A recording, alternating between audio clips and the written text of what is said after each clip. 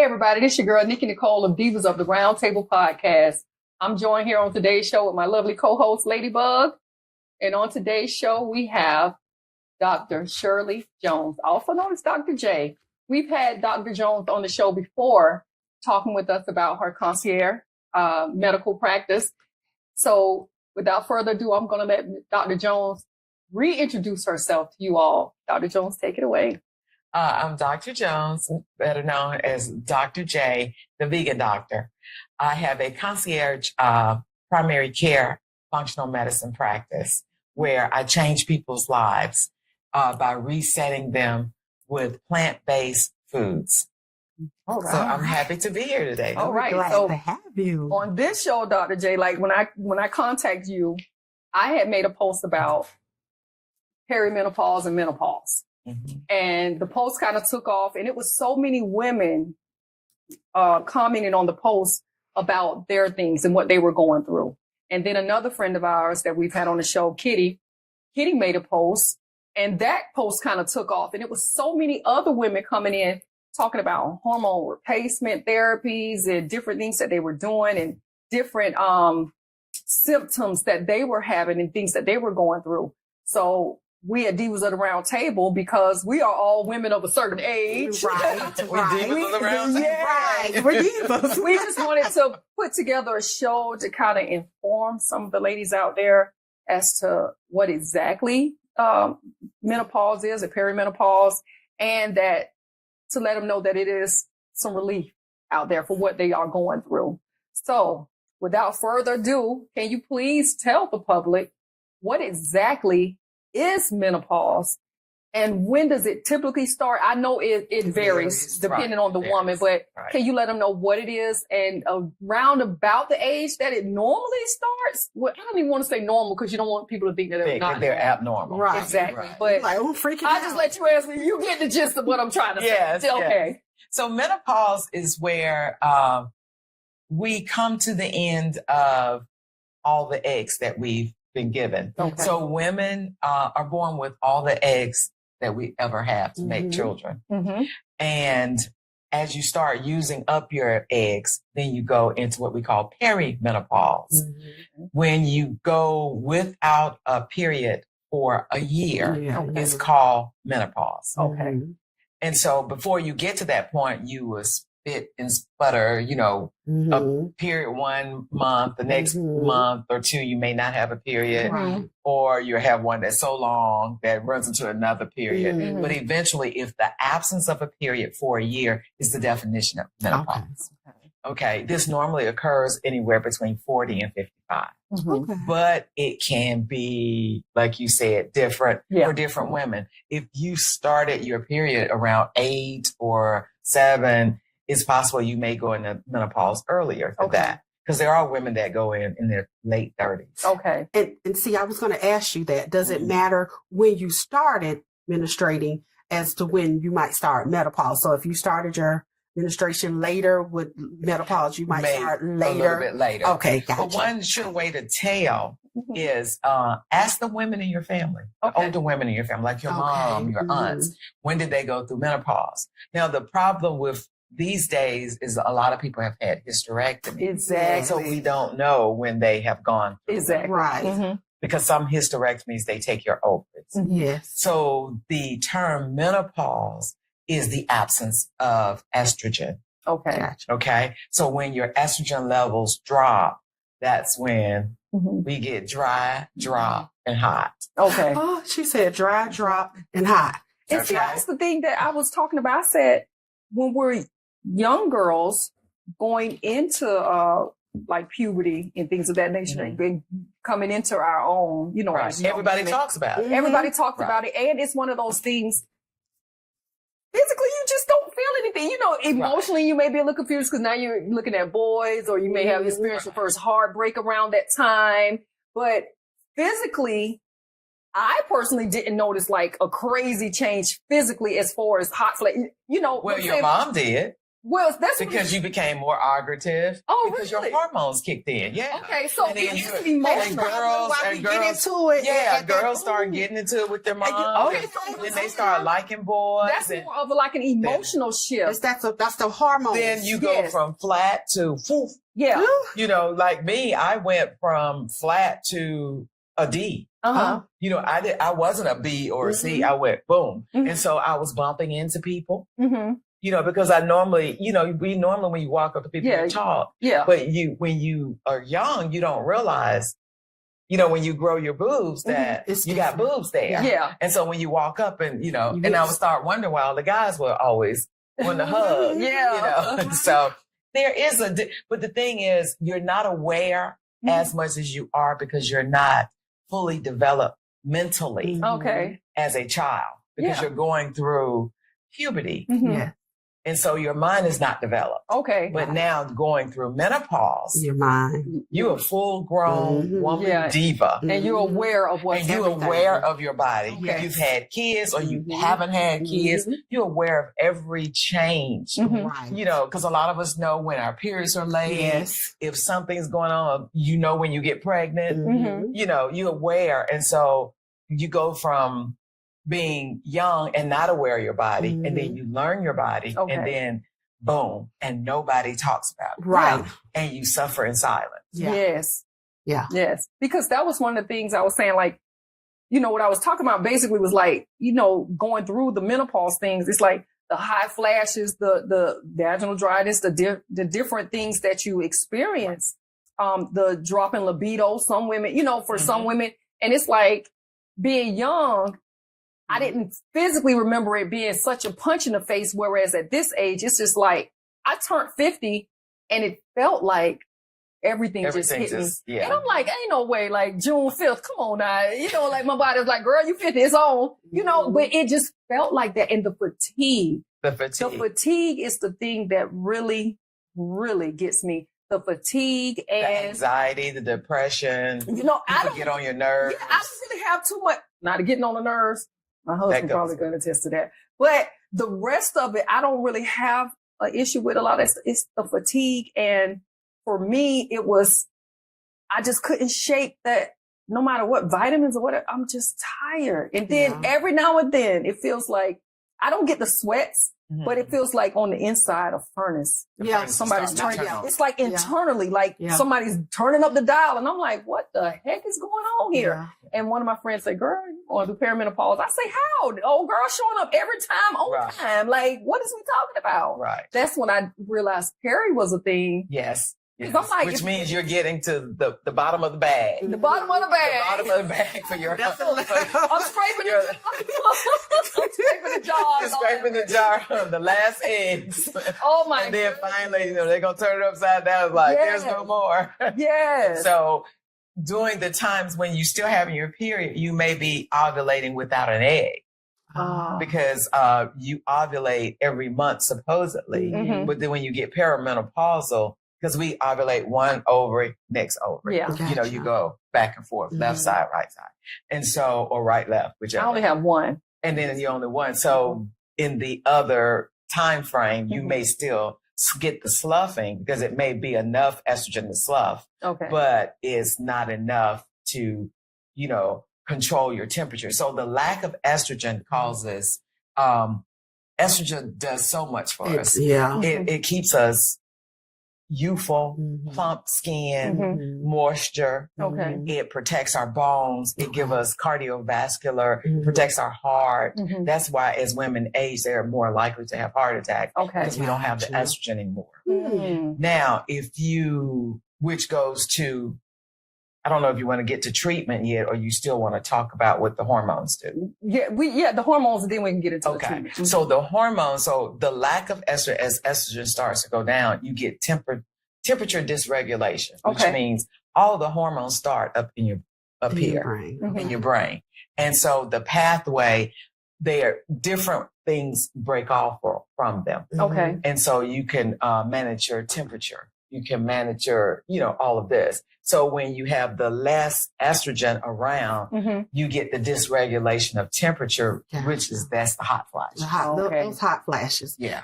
So let me go back. So, cause now that you're talking about all this, and I think I had mine when I was getting ready to have my hysterectomy. That's when I was going through all the changes. Cause, I had body aches. When I tell you my lower extremities, they were hurting me like never before. So I had became anemic.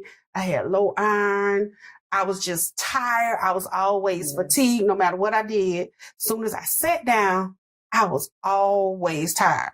But then after I had my hysterectomy, everything changed. I wasn't tired. My legs weren't hurting because my legs were literally like burning. Now that wasn't perimenopause. That was, why did you have your hysterectomy? I had fibroids. And I think that was the fibroids. That's the fibroids. And I had a lot of them. Right. Because what fibroids do, they exist in different parts of the uterus. So fibroids are only found in a woman's uterus. They can be found outside the uterus in the pelvis, but a fibroid specifically is in the uterus. And the reason why I say that, because I was on another podcast where someone told me they had a fibroid in their foot. And I was like, no, let me explain. That's a fibroadenoma. Oh, okay. So when you start getting lumps and bumps other places, those are fibroadenomas. They're in the family with the fibroids, but the fibroids is specifically in the woman's uterus and around reproductive. So normally what our body does is you release an egg, that's ovulation, and the inside of your uterus, which is your endometrium, which is the lining, it sits there and it's all spongy and it's waiting for a sperm to come in and fertilize the egg. And it was like, oh, me, come implant, And so when the egg passes through and it doesn't become a baby, you slough that off, and that's the period. Gotcha. Yeah, Okay. What happens, women, 80 to 90% of our blood flow goes through our uterus. That's how we're made. So when you have these fibroids, they usually sit in the endometrium, the muscle of the uterus, so that after it sloughs off, you're supposed to clamp down and stop the bleeding. Okay. But you can't if there's something in the middle of it. Yeah. Okay. So that's why fibroids cause so much bleeding and people bleed. And that's why a lot of times, people resort into getting hysterectomies or myomectomies. And they're most likely done more in us. Exactly. So what causes the lining? Because the lining of my uterus was also enlarged, and it was because it just builds up. Yeah, it was just thick. It was very thick. The lining of my uterus. So because it's trying to, So progesterone is the other hormone that actually gives us calmness and just chills us out and helps with other things. So when the estrogen goes down, the progesterone goes down. Gotcha. And then we have a follicle stimulating hormone, which is FSH, which you all may have heard of. Because they test that. Yes. And the LH, which is the luteinizing hormones. Those are like our thermostats. They sit back and look for estrogen and progesterone. They're like, why y'all ain't producing that? And so they go up in perimenopause and menopause because they're trying to say, hey, brain, produce some more estrogen and progesterone. Because y'all are not doing what y'all supposed to do. We drying up down here. And so that's I can see those things, those elevations. Okay. And so with that being said, in a lot of hysterectomies, sometimes if you're usually over 40, they want to take your ovaries. But what a lot of women don't realize, number one, is that throws you surgically into menopause. Yes. Okay. Because the ovaries are what produce the estrogen. It tells the brain to, it's the whole feedback mechanism. Yes. And so, a lot of people have those or have the surgical removal of their uterus and their ovaries. And then their doctors automatically put them on hormones. And then some of them say, I don't want to be on hormones. But then there's a rude awakening when they wake up in the middle of the night at 2:00 every morning and they're sweating and all of that. because they're now in menopause. Or 2 years later, they got a beard like Barry White. Yeah. You see, they left Because so that's the other thing about the hormones. So when you have your estrogen and progesterone, because we have the X chromosome, Mhm. our testosterone is not so high. Yes. So when you go down on that, your testosterone can start to go up. And then that's when you get aggressive, mean, Yeah. you start getting beards and Mhm. facial and male pattern baldness, Mhm. Oh. male pattern hair distribution. Yeah. Because, you know, women in our pubic area, how our hair is distributed, Mhm. when testosterone goes up, it goes everywhere. it changes. Mhm. Oh. And then your voice Change. deepens. Yes. You just say yes. Yes. Show you right. Show you right. Seriously, because that was one of the things that I was thinking, because when I was doing research, I noticed they kept saying testosterone. I'm like, Mm-hmm. what? Like, Yeah. how can that help us? Yeah. But that was some people was talking about that in a treatment for. Yeah, and the reason why they use testosterone in treatment, testosterone is responsible for libido. Oh. It makes you want to. Trying to get Stella Groove back. Okay, Yeah. Okay. So after a while, if your estrogen and progesterone drops a lot, then testosterone will drop too. And you don't want the And yeah. And so that's why women lose their libido. But usually it's on the side because they don't have any estrogen. But that's why a lot of these aging longevity clinics Mhm. give women testosterone because it plumps up their libido. Oh, okay. I like the way she says Plumps plumps. up. Plumps. So let me ask you that on the other side of that, what can women do?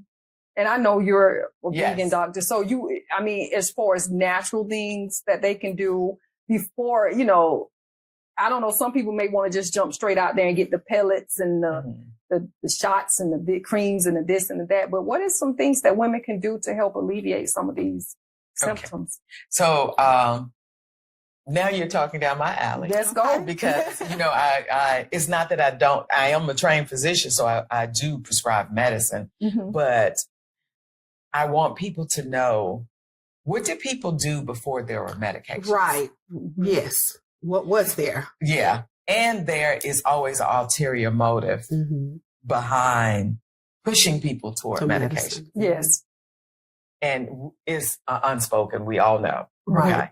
So our bodies were made that everything we need is on the earth. It was Okay. given to us on the Mhm. earth. Mm-hmm. So that means plants, that means Mhm. vegetables. Yes. This is one of the things I work with women. Number one is you're changed physically, you're changed mentally, Mm-hmm. emotionally, and sexually Okay. when you go through menopause. Mm-hmm. So it is not something to look down about. The reason why we feel this way is because we were suffering in silence. Our Yes. moms, our Yes. grandmothers, Yes. and they never talked about it. Never. So we Never. have to talk about it so people can understand it's the next transition in life. Yes. It's not a bad transition. It's a good transition because it's about focusing on you and you're embracing that you're changing Mm-hmm. and you embrace your change. Just like when you went from no boobs to boobs, you had to embrace that change in life. Yes. And I think we talk about that more, like, you get ready to become a woman and things Right. are getting ready to Right. happen. So Right. you expect that. Right. And But we don't talk about the other we don't talk part, about the other part. the continuation. The continuation. Right. Right. And that's where you become a real one. Mm-hmm. Okay. You start realizing what's going on in my body. You pay attention to, and it's self-care Mm-hmm. because the things that worked before you put up with before, Mm-hmm. you realize when you get older I ain't doing that don't work. Yes. Bad sex doesn't work. Yes. So even if you are dry, if the sex was bad, it's not going to get better if you use lubrication. Exactly. bad sex. I mean, so you need to understand that, it's making you open your mind and realize, well, maybe, this wasn't working for me anyway. Mhm. Be more, because, the other thing about menopause women don't talk about is the vaginal dryness, Mm-hmm. Mhm. is the increase in urine frequency, Mhm. Yes. losing urine. And what about the when the vaginal walls thin? Is Yes. that okay? So Yes. what is that called? And that's part of menopause. It's like a vaginal irritation. Okay, yeah. A vaginal, atrophic vaginitis. Okay. Where it gets so brittle, Mm-hmm. you know, and it, you know, It's painful. it's painful to have sex. Yes. And so now getting back to what I do Mhm. is there are many foods Mhm. that you can eat that actually will increase your estrogen production Okay. because there are foods like soy. You know, the whole thing is soy is bad for us. Soy is this. And the reason why they say that is because soy is a phytoestrogen. It's a plant estrogen, but it's not a real estrogen. The body sees it as an estrogen. Okay. So it causes the body to do and behave like it has estrogen. Oh, okay. So if you do soy, Mhm. you know, you need to increase your soy intake. Okay. And now if you have, a lot of women don't want to do it because they may have had breast cancer and they had hormone positive breast cancer. Mhm. There are studies that show that the soy is not the same effect on the body as the estrogen, that if you give somebody estrogen with cancer. Okay. Gotcha. Yeah. So you should increase your soy, Gotcha. Mhm. increase your omega-3 fatty acid, which come like in nuts, Mhm. pumpkin seeds, walnuts. Okay. These are things that help, and they help your nerves. So it kind of clear up the brain fog. Okay. That's the other Yes. thing. I have brain fog. Right. Really, really. When I say I have brain fog really bad, I can be getting ready to walk somewhere to do something and I forget. I totally forget. Yes. What I mean, my brain fog I had to go to my doctor like 2 weeks ago and tell him I'm having really bad like brain fog. It has really been bad. And I didn't pay attention to it till somebody said something. I was like, oh, Yes. It's major. Yeah. And so the one thing, there are teas, and I think I was Somebody talking told to me. you all about this earlier. That's why I'm trying to get off the coffee and use the teas, because if you do ginseng and green tea in the morning, Mhm. it will give you enough energy and boost and make clarity in your mind that it's actually better than coffee Better than coffee. because you have more energy Mhm. and all of that. Okay. And then there is like for the other big thing with menopause is the inability to sleep. You fall Yes. asleep, but you wake up in the early morning awakenings. Ashwagandha tea. Yes. Yes. You drink ashwagandha tea before you go to bed. Or Okay, you I was can doing the take gummies. I was doing the Well, gummies the too. tea is just so soothing. Okay. Okay. Yeah. I need to try that. Yeah. And do the loose leaf tea. Don't buy The the loose bag leaf. teas. Okay. Because the bag teas have plastic in it. Plastic are actually hormone dysregulation. Oh, okay. So all the goodness you're doing for these teas, you're going to interrupt it because the plastic. Okay. Gotcha. Yeah. Let me ask you this: when you was like this stuff here, you're talking about increasing the estrogen and things of that Mhm. nature, like the soy. So should men be wary of drinking a lot of soy, and could that affect the estrogen? Could that affect them? Like, Well, the thing is with soy with men, they have to eat a whole lot of soy okay, to make a difference. okay, because I Because thought they- about that. they're- Because, well, let's go back. Mhm. So if it's, so men do go through a type of menopause. Oh, Okay. menopause. Menopause. It's low testosterone. Oh, Okay. As they age, they can start, not producing as much testosterone. Okay. And so what happens is their estrogen levels raise. Mhm. So they do opposite. So that's why you see a lot of men as they start getting in their 70s and 80s, they start looking more like women. Mhm. And gynecomastia. Yeah, gynecomastia and all. Okay. Right. And their voices get Lighter. lighter. Yeah. And whereas we And I was getting heavier and darker, like, what you Yeah. said? Show What you you right. said? Well, let me ask you this, Dr. J. So they probably should not do They more so. shouldn't do it. Right. Let me ask you this. Okay, so we have the pre-puberty. Then Mhm. we talk to the young girls about coming Yes. into puberty. And then we live our lives as women, Mhm. sometimes mothers, sometimes not, but we're still women who We're still experiencing the woman experience. Woman Right. experience. And now you go through perimenopause and then on to menopause. Do menopause, those symptoms and all of that stuff, do it in for some people? Like to where I can't imagine an 80-year-old woman having a hot flash. 80-year-old women sometimes do have hot. Really? Yeah. So it's never come out of that? Well, it's not about coming out of it. It's, once again, it's embracing it and learning how to treat your body. Gotcha. Okay, so it's like an old car. Mm-hmm.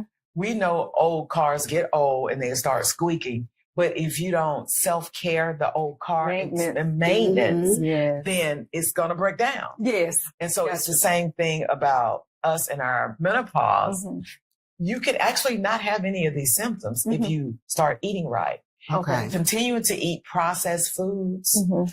a lot of caffeine, alcohol. Mm-hmm. This all actually treats your body so bad that you will have more symptoms. You just because the more because the more alcohol, the more caffeine, the more sugars you eat, the more you're going to have hot flashes. Okay. Wow. Okay. If you stay dehydrated, if you don't drink your 64 ounces of fluid daily, a dry body, dry skin means everything's dry. Oh, yes. Okay. Gotcha. So don't expect your vagina To be moist. if you're dry. If you're trying Yes. everything out. Okay. If your skin is starting to, as we get old, we start wrinkles, but a lot of times the wrinkles, that's a loss of collagen Mhm. and elasticity, which is provided by estrogen. Estrogen. Gotcha. So that's why it's so important to eat your legumes, which are your chickpeas and, all of these have phytoestrogens in it. Mm-hmm. And that's why I actually have a program. It's called the Menopause Method, Mhm. where it's a 6-week program and it teaches women the things to do and to try to go plant-based or majority plant-based Mm-hmm. so that they can age gracefully. Yes. And if once your body starts this eating correctly, Mm-hmm. and it just doesn't stop at eating, there's other exposures, Okay. that also, like the plastics, like screen time, Okay. like stress. Okay. Yeah. I was going to ask you about stress. Stress increases your cortisol. Mhm. Cortisol increases your inflammation. Mm. And cortisol decreases melatonin, Mm. which is the Help sleep. hormone that Okay. brings sleep. Mhm. What about mental health? How is the mental health? Mental health. Estrogen maintains our mental health. So lack of estrogen, that's when you start getting forgetful, brain fog, Mhm. And so the omega-3 fatty acids, which come from nuts Mhm. and the pumpkin seeds are just phenomenal. Okay. And flaxseed and Flaxseed, chia. uh-huh. Yeah, you can when you make your smoothie, even if you do oatmeal in the morning, Mhm. throw you some flaxseed, and I actually have another book coming out that's also called the Menopause Method, Okay. which I'll give you like how much you need of these things daily. Okay. And you have to incorporate them into your diet. Okay. And it's not a fat diet. It's Okay. just you're aging, so you have to change You how have to change. Mhm. how you if you plan to age gracefully. Gracefully. Exactly. If you plan to be dry, old, Your life. The rest Yeah. of your Who life. wants to that? anxious, sleep problems, No. Yeah. bones creaking. No. And the other thing we didn't talk about was vitamin D, Mhm. because vitamin D and calcium, you have to do that because estrogen helps maintain your Mhm. bones. So once estrogen drops, those things are lacking. Mhm. So putting that in your diet. And so I think the more we talk about, and the other thing I want to talk about, that's my brain fog. Mhm. The other thing I want to talk about is moisturizing your vagina. You can do it with coconut oil. Oh. Now the the natural coconut, organic coconut oil, Okay. not the one with all the ingredients. So if it has more than 3 ingredients, it's processed. You don't want to put that in your vagina. Okay. You can use the hyaluronic acid that we use on our face, to help with wrinkles Yes. and provide Mhm. moisture. You can use that there. And then there are also, that vaginal estrogen, if you want to use estrogen. Mhm. I don't recommend it because I want people to be more natural. Mhm. But if there are sometimes when natural just is not enough and people Right. have to do it, and the vaginal estrogen actually it is put on topically So Mhm. it's not a lot of it absorbed systemically. Okay. So you don't have to worry about, any other, like blood clots and things. Okay. Okay. Because the thing is, when you're over 60, really they say over 50 and you're taking estrogen, you can increase your risk of blood clots. Mm. And then you should not be taking just estrogen if you still have a uterus, Okay. because that causes endometrial cancer.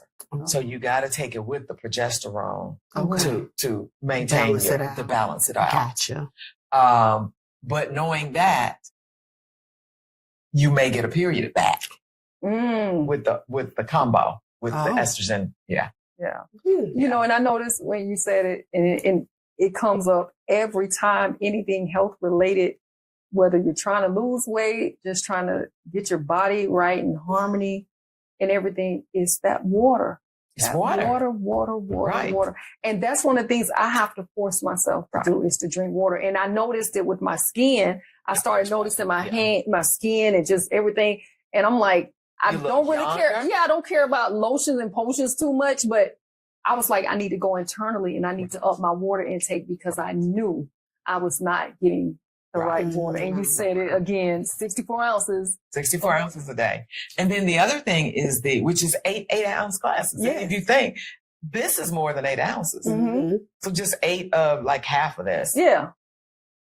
The other thing is, Kegel exercises. Because Because what women forget is the pelvic floor is just not for having babies. Right. Yes. It helps us maintain our vaginal muscle tightness and elasticity. Yes. And if you let that go, then your libido is going to go down, because you're going to have feel some kind of way, because I can't perform. Yes. Okay. Mhm. And then you won't be able to, the elasticity will be gone. Yes. So to do the Kegel exercises, at least 5 minutes. Okay. So let me ask you a question, because I've heard this before. Like, when you have the hysterectomy and things like that, does sometimes it drop? Does your vagina, or they said something inside may drop? So you do the Kegels to keep everything in place? Yeah, because as you get older, when they do the hysterectomy, that goes back. The reason why, because you lose your estrogen if they take your ovaries. And then there's a ligament that holds the uterus in place. And so it depends on how the surgeon did the surgery. Yeah, did the surgery. Because sometimes people do drop, because what's right in front of the uterus is your bladder. Yeah, it's the bladder. Right. And so your uterus is what's keeping your bladder up like this. So if you take it, that's why they say Kegels do the Kegels. So you got to do your Kegel exercise. Okay. All right. So before we get out of here, Dr. J, if there's any parting words you want to let these women know who's suffering, anything you want to tell them going out the door about menopause and what, Yeah. So menopause is just the next transition of life, and it's actually a good transition of life. We have to embrace it. Don't suffer in silence. If you need help, you can contact me at askdrj.info. And, you can get in the program, you can get counseling, or you can just get information from my website. All right. So there you have it, you guys. I hope you have learned something today from this menopause show. Again, if you have any questions for Dr. J, hit her up at her website. Like I said, I saw on Facebook that a lot of us are suffering. And if we are women of a certain age, it's help out there for you. It could be natural, like Dr. J does. You all do your own due diligence and research and find out what will work best for you. I want to thank you all for tuning in today. Don't forget, if you get that call from the school telling you to come pick up your bad behind kids, think of my girl, Ladybug. She's been in education for 28 years. If you're on the highways and byways of the good old United States and you see that FedEx truck, think of my girl, Spicy Red. And if you think of anything dealing with love, peace, and prosperity, y'all, please think of me. I want to thank you again, Dr. J. Thank you, Dr. J. Thank you. Thank you for coming on the show. Y'all be blessed. Have a good night. Woo. Stay hydrated. Stay hydrated. Kegels.